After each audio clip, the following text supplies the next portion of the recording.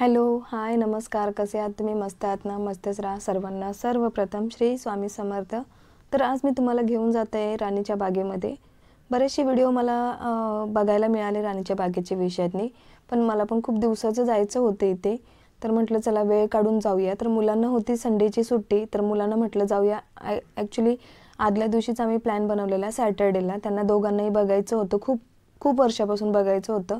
मला वाटतं मीच इथे कमीत कमी 18 ते 20 वर्षाच्या नंतर आलेली, कारण की 20 वर्षापूर्वी मी इथे गेली होती एक कामाच्या निमित्ताने, तेव्हा बघितलेलं. ते पण मी बाहेरूनच बघितलेलं, जास्त म्हणजे बघायला नव्हतं मिळालं. तर म्हटलं चला मुलांना दाखवूया. तर आम्ही निघालो विठ्ठलवाडीवरून. आम्हाला सकाळची ट्रेन मिळाली. विठ्ठलवाडीवरून आम्ही बीटीची ट्रेन पकडली आणि भायखळ्याला उतरलो. भायखळ्याला उतरल्यावरती तुम्हाला ईस्टमध्ये जायचं आहे. 4 नंबर प्लॅटफॉर्मने आम्ही बाहेर आलो आणि बाहेर येताच ही गल्ली जी तुम्ही बघितली, त्या गल्लीतून तुम्हाला रस्त्यावरती यायचं आहे. मेन रस्त्यावरती आल्यावरतीच तुम्हाला बघा त्या साईडला हे राणीचं बाग उद्यान दिसेल. तर हा ब्रिज आहे, म्हणजे ब्रिजच्या खालतीन तुम्हाला जाण्यासाठी रस्ता दिलेला आहे. हा बघा, जसं मी तुम्हाला व्हिडिओमध्ये दाखवते ना, तसं तुम्ही फॉलो करा, तर तुम्ही डायरेक्ट तिथे राणीच्या बागेमध्ये पोहोचाल. ॲक्च्युली राणीची बाग बोलल्या जाते इथे ह्या उद्यानला, पण तिथे नाव दिलेलं आहे बघा. तर अशा प्रकारे तुम्हाला आतमध्ये जाण्यासाठी हा गेट लागणार. तर वीर माता जिजाबाई भोसले उद्यान व प्राणी संग्रहालय असं नाव आहे. हा आतमध्ये जाण्याचा गेट आहे आणि बाहेर येण्यासाठी दुसरा गेट आहे त्या साईडला. तो पण मी तुम्हाला निघताना दाखवेन. आतमध्ये एंट्री करताच तुम्हाला हे गार्डन बघायला मिळेल. खूप भलं मोठं गार्डन आहे आणि ॲक्च्युली संडे होता, त्यामुळे भरपूर गर्दी होती. तर द मुंबई झू सॉरी. तर इथे बघा असे तुम्हाला ना बोर्ड वगैरे बघायला मिळतील. 1 नंबर, 2 नंबर, 3 नंबर असे त्याच्यातनी ना पॉईंट्स दिलेले आहेत की कोणता प्राणी कुठे, कसं जायचं, कसं काय, सगळ्या प्राण्यांची माहिती तुम्हाला त्या बोर्डामध्ये बघायला मिळेल. इथे गेल्यावरती सर्वात प्रथम तुम्हाला ना तिकीट काढावं लागतं. तर तुम्ही ऑनलाईनही काढू शकता. ऑनलाईनचं पण तुम्हाला तिथे ऑप्शन दिलं आहे. तुम्ही स्कॅन करून ऑनलाईन काढू शकता किंवा तुम्ही तिथे नंबर लावूनही काढू शकता. तर तुम्हाला बघा इथे मी चार्ट दाखवते. त्या चार्टच्या प्रमाणे तुम्ही तिकीट घेऊ शकता. तर तुमचे जर 4 मेंबर्स असतील तर तुम्हाला 100, पण सेपरेट जर घेतलं ना, तर आम्ही तिघंच मायलेक होतो, तर आम्हाला 125 लागले. पण जर माझे मिस्टर असते तर आम्हाला 100 रुपयात काम झालं असतं, पण ते नव्हते. तर ते माझ्या लेकांनी आमच्या तिघांचंच काढलं, तर 125 रुपीज घेतले. ते बघा आपले स्वागत करीत आहे, welcome you the Mumbai zoo असं लिहिलेलं आहे. हा बघा, हा बाहेरचा गेट आहे. म्हणजे बाहेर जाण्यासाठी नाही, आतमधून जेव्हा आपण फिरून येतो ना, तेव्हा बाहेर निघतो तो हा गेट आहे. मेन गेट एकदम पुढे आहे. जिथून आम्ही एंट्री केली त्याच्या बाजूच्या साईडला बाहेर एकदम रस्त्यावरती येण्यासाठी वेगळा गेट आहे. त्यानंतर पुढे चेकिंग होते. इथे चेकिंग केली जाते. मेन चेकिंग याच्यासाठी केली जाते की आपल्याबरोबर जे काही खाण्यापिण्याच्या वस्तू आहेत ना, त्या तुम्ही आतमध्ये वगैरे नेऊ शकत नाही. तिथे तुम्हाला जिथे तिकीट वगैरे काढलं आहे ना, तिथे काउंटर कुठेतरी आहे, तिथे तुम्हाला ते जमा करावे लागतात. तर तुम्हाला खाण्यापिण्याच्या वस्तू आतमध्ये न्यायला अलाउड नाही आहे. तुम्ही इथे फोटो शूट करू शकता, व्हिडिओज काढू शकता, इथे कसलीही बंदी नाही आहे. आणि तिथे कॅमेऱ्याचा वगैरे ऑप्शन दिलेला. मला असं वाटतं भाड्याने कॅमेरे देतात किंवा काही चार्जेस वगैरे. आपल्या कॅमेरा आहे तर काही आपण जसे फोटो काढायचे त्यांचे काही चार्जेस वगैरे असे पे करावे लागतात, मला असं वाटतं. पण मी एवढी काही विचारपूस केली नाही. मी काही कॅमेरा वगैरे नव्हता, आम्ही नुसत्या मोबाईलने व्हिडिओ शूट केला आहे. आणि हो, थोडा माझा व्हिडिओ जो आहे ना तो शेकी झाला आहे. ॲक्च्युली दुपारचं ऊन भरपूर होतं ना, आणि नेमकं काय झालेलं, मोबाईल खूप हीट व्हायचं. म्हणजे ऊन असायचं आणि त्याच्यात मी व्हिडिओ शूट करायची ना, तर जरासं मोबाईल ना सारखा हीट व्हायचं आणि हीट झालं ना त्यामुळे हँग व्हायचा. म्हणजे व्हिडिओ काढायला जमतच नव्हते आणि काढली ना तर एवढ्या उन्हामध्ये ते स्क्रीनवरती दिसतच नव्हतं. आणि फुल स्क्रीन केल्यावरती ना मोबाईल भरपूर गरम व्हायला लागलेला. सॉरी, म्हणजे फुल ब्राईटनेस केल्यामुळे ना मोबाईल जास्त गरम व्हायचा आणि जेणेकरून हँग मारायचा. तर व्हिडिओ ना कुठे ना एकदम फास्ट, म्हणजे असा व्यवस्थित स्टेबल नाही दिसत आहे. त्याच्यासाठी मी थोडं सॉरी बोलते. आणि कुठे मी फास्ट फॉरवर्ड पण केलं आहे, कारण की खूप लंबा व्हिडिओ बघायला कोणाकोणाला नाही आवडत. तर हा 1 तासाचा व्हिडिओ होता, ज्याला मी कट करून 24 मिनटावरती आणला आहे. तर सर्वात प्रथम तिथे ना आम्ही हत्ती बघितला. बिचारा एकदम लाजाळू हत्ती आहे. एकच हत्ती आहे. मला वाटतं तो एकटा असल्यामुळे ना तो कंटाळून तिथे एका साईडला कोपऱ्यात उभा राहत असेल असं वाटतं, कारण की जोडीला कोणी असलं तर आपल्यालाही बरं वाटतं. आणि इथे ना सिंह अजिबात नव्हता. थांबा मी येतोय असं लिहिलं होतं. त्यानंतर तिथे परत ते लांडगा वगैरे काय असतं ते पण होतं तिथे लिहिलेलं, थांबा मी येतोय, wait for I am coming असं टाकलेलं. त्यानंतर आम्ही आलो भालूकडे, अस्वल. तर इथे पण ना 2 भालू मी अस्वल बघितले, पण ते पण इतके लाजाळू होते ना की किंवा आळशी माहिती नाही, ते पण आम्हाला म्हणजे समोर भेटलेच नाही. कारण की मला वाटतं दुपारची वेळ होती ना, त्यांच्या खाण्यापिण्याची आणि झोपण्याची वेळ असेल. खाऊन पिऊन मस्त सुस्त पडले होते. आम्हाला असं प्रत्यक्षात जवळून बघायला कोणीच भेटलं नाही. तर ते अस्वल बघा एकदम कोपऱ्यातनी तुम्हाला दिसत असेल. मग आम्ही थोडंसं पुढे आलो, तर बघा इथे झाडाखाली तो अस्वल बसलेला आहे. तो पण एकच बघितला, तो पण थोडंसं त्याचं आम्हाला मुंडकच दिसलं, दुसरं काही भेटलंच नाही बघायला व्यवस्थित की हां अस्वल आहे, केवढा मोठा आहे.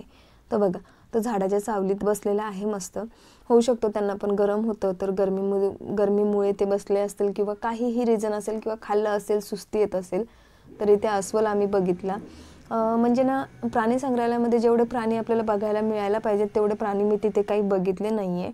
तर जे दाखवत आहे ते तुम्हाला दिसतीलच, आणि जे नाही ते पण मी तुम्हाला सांगणार. ते इथे बघा टायगरच्या पण बाबतीत तेच झालं. इथे आम्ही जेव्हा गेलो तर टायगर महाराज पण खाऊन सुस्त पडले होते. दोन्हीच्या दोन्ही किंवा तिन्ही, किती होते माहिती नाही, कळालं नाही. फक्त लंबेलचक असे 2 दिसले. तर एक ह्या साईडला डोकं करून झोपलेलं, एक ह्या साईडला.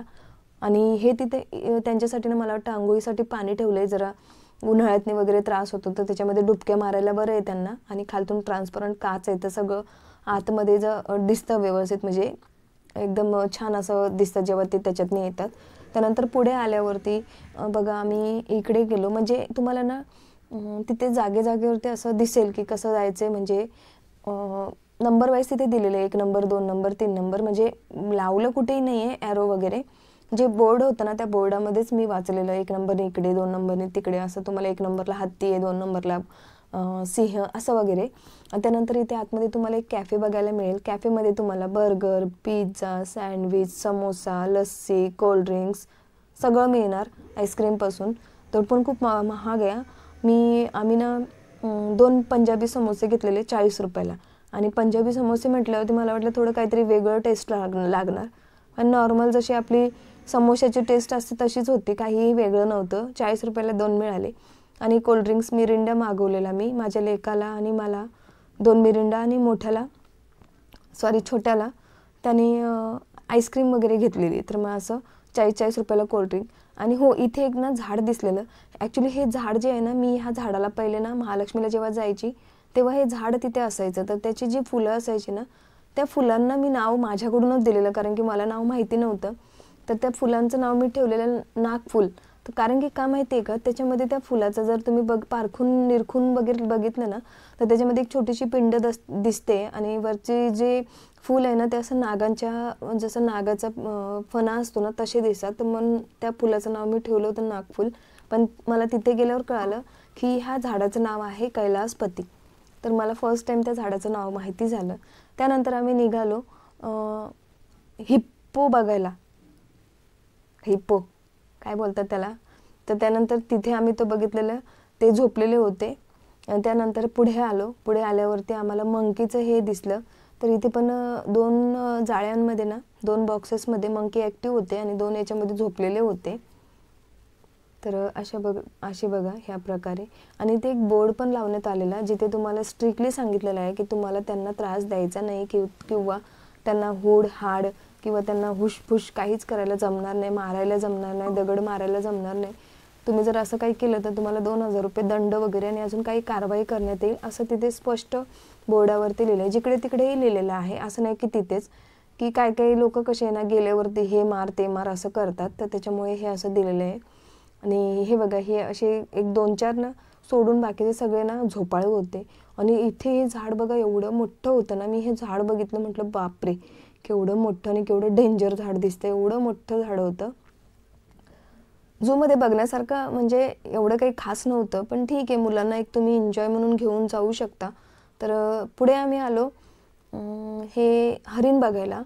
जे डॉट असतात ना, त्यांच्यावर सफेद डॉट असतात, स्पॉटेड जे असतात हरिण, ते बघायला आलेलो. तिथे काय झालेलं, त्यांनी ते खायला वगैरे टाकत होते ना, त्यांनी गाजर टाकले. आणि एक जे होते ना तिथे माणूस, तो म्हणजे काठी घेऊन उभा होता. त्याच्यामुळे ना हे सगळे एका कोपऱ्यात उभे होते. आम्हाला पहिले कळालं नाही, नंतर मी बघितलं त्या माणसाच्या हातामध्ये काठी होती, त्यामुळे ते एका साईडला एका कोपऱ्यात बसले होते.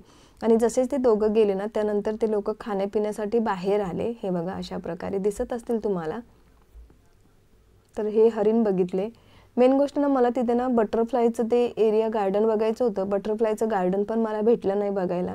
त्यानंतर बघा सांबर म्हणून हे आहे, मोठा जो असतो एक हरणाचाच प्रकार आहे तो काहीतरी, पण हे बघा तुम्हाला नाव दिसत असेल, माझा आकार मोठा, मी भारतातील सारंग कुळातील हरिणामध्ये आकारण्यात दिलेला आहे असं. तर हे बघा, हे इथे बघा तुम्हाला दिसत असेल, तो एकदम स्टॅच्यू सारखा उभा होता, त्याच्यामुळे मला पहिले कळालंच नाही की तो रिअल आहे की स्टॅच्यू आहे. त्यानंतर आलो आम्ही पेंग्विन कक्षाकडे. इथे गेल्यावरती एक म्हणजे इथे ना फोटो व्हिडिओ काढायला अजिबात अलाउड नाही आहे. हे बाहेरचा मी जो एरिया आहे तो शूट केलेला आहे. हे बघा इथे लिहिलं आहे पेंग्विन कक्ष. आतमध्ये गेल्यावर ना इतकं छान वाटलं त्या पेंग्विनना बघून ना. मस्त पेंग्विन आहेत, छोटे छोटे बच्चू होते, बरेचसे छोटे छोटे बच्चू होते, पण तिथे ना अजिबात फोटो काढू देत नाहीत किंवा व्हिडिओही काढू देत नाहीत. त्याच्यामुळे मी तुमच्याबरोबर पेंग्विनचा जो व्हिडिओ आहे तो शेअर नाही करू शकली, त्याच्यासाठी सॉरी. आणि त्यानंतर आम्ही निघालो पेंग्विन बघून बाहेर निघताच आम्हाला आतमध्येच म्हणजे पेंग्विनच्या बाहेर निघाल्यावरती साईडलाच आतमध्ये हे तुम्हाला एक परत म्हणजे खाण्यापिण्याचं काउंटर वगैरे दिसेल. तर इथे पण तुम्हाला बर्गर, पिझ्झा, कोल्ड्रिंक्स, चाय कॅफे, फ्रुटीज वगैरे सगळं अवेलेबल आहे. तर आम्ही बाहेरच्या साईडला गेलो, म्हणजे ह्या एरियाच्या बाहेर गेलो. तिथे आम्ही माझं फेवरेट जसं ते बटाट्याचं राऊंडिंगवालं जे असतं ना ते पण मला आवडतं खायला, तर ते आम्ही घेतलं. ते 150 रुपयाला 2 पीस होते. त्यानंतर चॉकलेट ब्राउनीमध्ये असते ना, तर ती आम्ही घेतली, ती 40 रुपयाला 2 पीस होते, छोटे छोटे एकदमसे बिस्किट टाईपमध्ये. आणि माझ्या लेकानी छोट्याने त्याला गोळा आवडतो तर त्याने गोळा घेतला. हे बघा, हे 40ला छोटे छोटे 2 पीस आणि मुलांनी माझ्या असं आम्ही खाल्लं आणि तिथून आम्ही निघालो.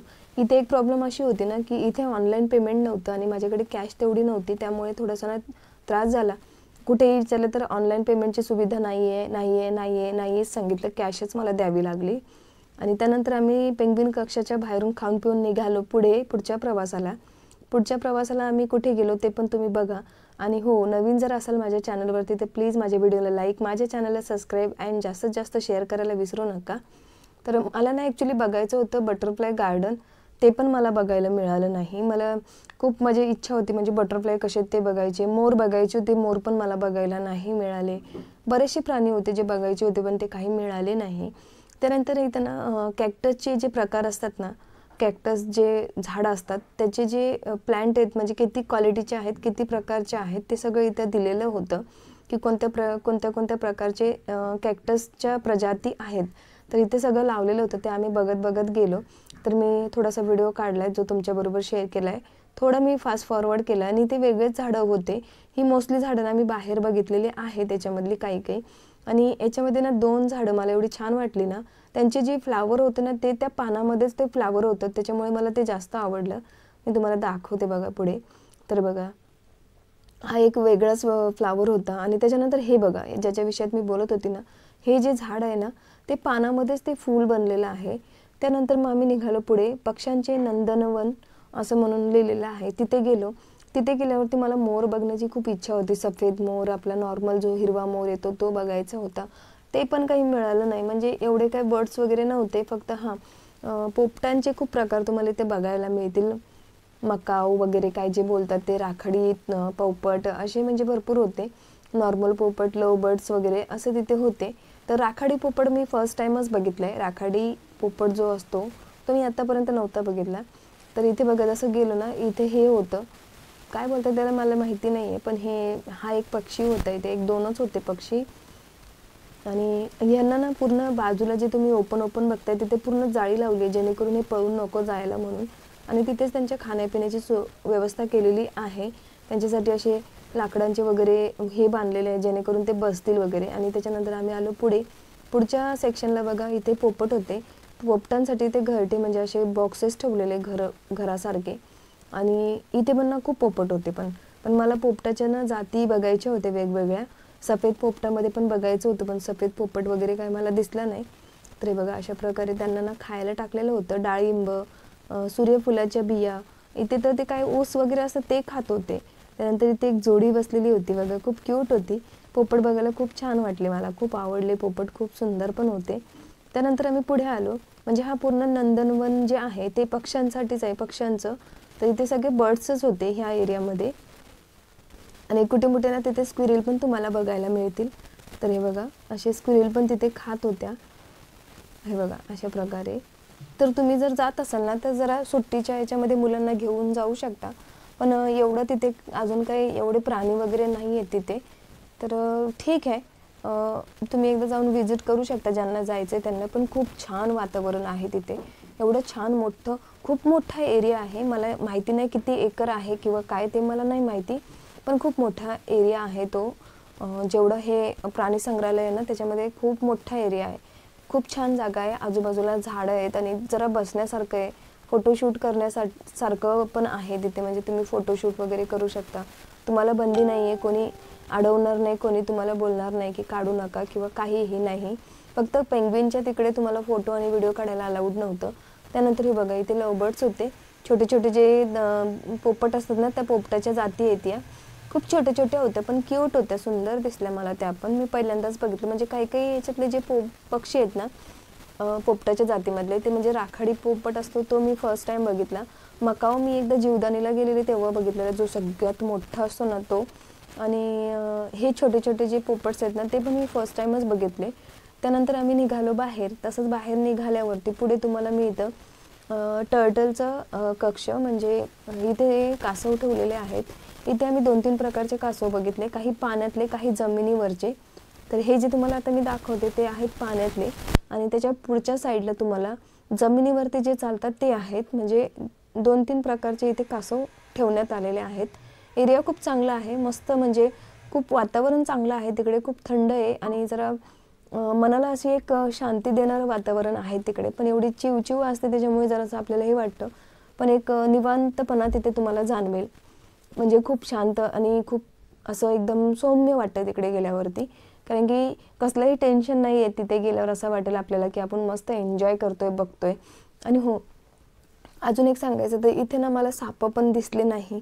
मला वाटलं की पुढे ना बोर्ड वगैरे दिलेला, तर बहुतेक इथे साप वगैरे पण ठेवण्यात आलेत असं मला वाटलं, पण इथे काही साप वगैरे नाही आहेत. ते पण मी तुम्हाला पुढे दाखवते. तर आता तुम्ही हे बघून घ्या. हे जे जमिनीवर चालणारे कासव आहेत ना ते हे बघा, हे अशा प्रकारे आहेत बघा, दिसत असतील तुम्हाला. ही जमिनीवरची आहेत आणि ती पहिली दाखवली ती पाण्यामधली होती बघा. अशा प्रकारे त्यांना पण खाण्यापिण्यासाठी व्यवस्था केलेली आहे. लाल मातीवरती हे कासव दिसतच नव्हते पहिले, स्टार्टिंगला आम्हाला वाटले दगड आहेत. त्यानंतर आम्ही बघितलं तर तेव्हा ते माझ्या मुलाला इथं ना शॉक बसला, बोलतो मम्मी इथे साप पण आहेत. तर म्हटलं अरे नसतील रे बाळा, ते दिलंय पण मला माहिती नव्हतं की आहेत की नाहीत. पण मग नंतर आम्ही पुढे गेलो तर बघितलं की तिथे साप वगैरे नव्हते. त्यानंतर आम्ही आलो पुढे. याच्या म्हणजे कासवाच्या पुढचाच ऑप्शन तुम्हाला मिळतो मगरमच्छकडे जाण्यासाठी, आणि एका साईडला आहे पानपक्षी. तर आम्ही पहिले मगरमच्छ जिथे आहे तिकडे गेलो. हे बघा क्रोकोडाईलचं तुम्हाला ना बाहेरच असे स्टॅच्यू लावण्यात आले, जेणेकरून तुम्हाला लगेच कळेल की आपण मगरमच्छ बघायला चाललोय. इथे पण भरपूर गर्दी होती. आणि इथेही गेलो तर त्या महाराण्या मॅडम ज्या आहेत, मगरमच्छ जे पण असेल, राजा महाराणी, ते सगळे झोपलेले होते. एकही आम्हाला ॲक्टिव्ह प्राणी तिथे बघायला मिळाला नाही, फक्त त्या बर्ड्सच्या शिवाय बाकी सगळे झोपाळू होते. आता बघा तुम्हाला याच्यात दिसत पण नसेल ती कुठे आहे. जेव्हा मी खाली गेलो ना तेव्हा आम्हाला खाली पाण्यामध्ये एकदम पार ती तळाशी बसलेली झोपलेली दिसली. ते पण मी तुम्हाला दाखवते, तुम्हाला दिसेल की नाही माहिती नाही. वरतून जेव्हा आम्ही बघितलं तेव्हा काय आम्हाला दिसलं नाही. मग आम्ही बघा साईडनीच खालती जाण्यासाठी जागा आहे, जेणेकरून तुम्ही तिथे फोटो व्हिडिओ वगैरे काढू शकता, चांगला व्ह्यू दिसतो. आम्ही खाली आलो, मगरमच्छ बघायला गेलो तर ते पण व्यवस्थित बघायला मिळाले नाही. तर बघा हे खालचा एरिया आहे मगरमच्छच्या तिथेच. तर इथे बरेच जण फोटोशूट पण करत होते, व्हिडिओ पण काढत होते. तर तुम्हाला दाखवते बघा मी. त्या कशा एकदम लपून छुपून बसल्यात ना, त्या अक्षरशः दिसत पण नाहीत की आहेत म्हणून. मला वाटलं असे चांगले ॲक्टिव्ह प्राणी बघायला मिळतील. तर ते बघा, तुम्हाला दिसलं का बघा, ते बघा थोडेसे तुम्हाला दिसत असेल, तिथे 2 जणी बसलेल्या आहेत. त्यानंतर आम्ही जेव्हा पुढे वरती गेलो ना, याच्या बाहेर जेव्हा गेलो तेव्हा आम्हाला एका कोपऱ्यातली पाणीच आहे तिकडे ती मगरमच्छ एक बसलेली दिसली. म्हणजे बघा इतक्या लांब गेलो आम्ही प्राणी संग्रहालयामध्ये प्राणी बघायला, आणि एकही प्राणी ॲक्टिव्ह नव्हता, एकही नव्हता. काय बोलायचं, मला तर काहीच बघायला मिळालं नाही. म्हटलं चला अरे इतक्या लांबून इतक्या वर्षांनी चाललोय तर काहीतरी प्राणी बघायला मिळतील. सगळे झोपाळूच आमच्या नशिबात होते. तर हे बघा वरती आल्यावरती बघा ही इथे एक मॅडम, ही पण झोपलेले आहेत. आता तो मॅडम आहे सर आहे ते नाही माहिती, पण ते पण झोपलेलेच होते. आणि एक ते पार लांब होते, ते पण झोपलेलेच होते. म्हणजे ॲक्टिव्ह काहीच नाही भेटलं बघायला. त्यानंतर आम्ही आलो पानपक्षीच्या कक्षाकडे, म्हणजे एरियाकडे. इथे आल्यावरती एवढी दुर्गंधी येत होती ना, एवढी दुर्गंधी येत होती ना, बापरे. असं वाटायचं की इथे कुठे माशा मेल्यात का, म्हणजे ज्या फिश असतात त्या मेल्यात का. पण मला तेवढं कळालं नाही की इथे जे बर्ड्स आहेत ना त्यांना ते खाणं दिलं जातं, त्याच्यामुळे एवढा वास येत होता. जेव्हा बघा आपण मच्छी वगैरे आणतो किंवा मच्छी मार्केटला जातो, तिथे जेव्हा मशाळ वास येतो ना, असं एकदम कसा तरी विचित्र वास येतो, तसा वास येत होता. त्या सगळे नाकावरती कपडे ठेवून चालले होते आणि आम्ही चाललो पुढे. तर बघितलं, पुढे गेल्यावर मला ना तिथे जागोजागी ते पान पक्षी जेव्हा बघितले आणि इकडे तिकडे माशा मेलेल्या पडलेल्या दिसल्या, तेव्हा कळालं की ह्या माशांचा वास येत आहे.